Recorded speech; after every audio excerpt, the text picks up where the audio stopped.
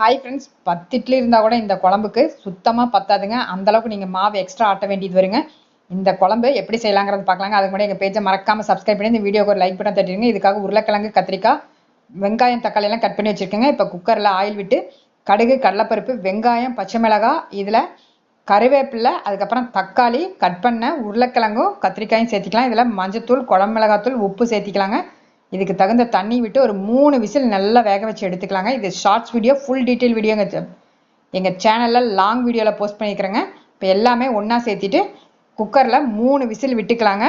அதுக்கப்புறமா வெந்ததுக்கப்புறமா நல்லா மத்தை போட்டு கடைஞ்சிட்டு திரும்பவும் 2 கிளாஸ் தண்ணி விட்டு ஒரு 10 நிமிஷம் அந்த சைடு இட்லி வேகிற அளவுக்கு இதை நம்ம நல்லா ஒரு சிம்மில் 10 நிமிஷம் வச்சு இறக்கணும்னா இட்லியும் ரெடி ஆயிரும், இந்த குழம்பும் ரெடி ஆயிருங்க. சுட சுட இந்த நல்ல இந்த ஸ்பாஞ்சியான இட்லிக்கு மேலே இதை ஊற்றி சாப்பிட்டு பாருங்கள். அவ்வளோ ஒரு டேஸ்ட்டாக இருக்குங்க. இந்த குழம்பு ரெடி ஆயிடுச்சுங்க. உருளைக்கிழங்கோட நீங்கள் சேர்த்து கடைஞ்சி பாருங்கள்.